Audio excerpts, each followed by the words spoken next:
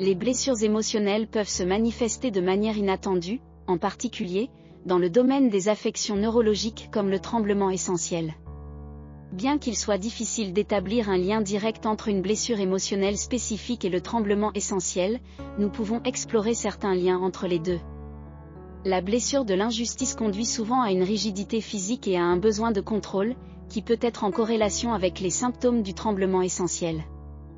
Les personnes atteintes de cette blessure peuvent être dures pour leur corps et avoir du mal à reconnaître leur maladie, ce qui entraîne des tensions et des raideurs.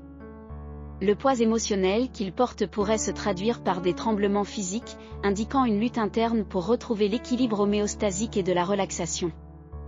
Une autre blessure, celle de la trahison, est souvent caractérisée par une tension et un besoin important de contrôle, conduisant à l'anxiété sous forme physique. Cette blessure peut entraîner des difficultés à faire confiance aux autres, ce qui impacte les relations personnelles et la santé physique. La troisième blessure qui pourrait encourager le tremblement essentiel est celle du rejet. Le rejet se manifeste par des sentiments d'isolement et de non-existence, qui peuvent également se présenter sous forme de symptômes physiques. Bien qu'elles ne soient pas intrinsèquement liées au tremblement, ces luttes émotionnelles peuvent créer de la panique et du détachement de son propre corps.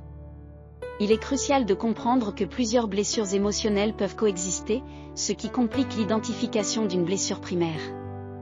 Le stress exacerbe souvent ces blessures, se manifestant par la peur, la colère, la tristesse ou la honte affectant la santé physique.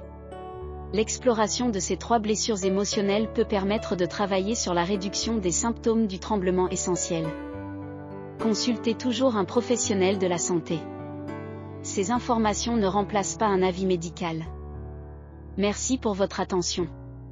À bientôt dans une prochaine vidéo.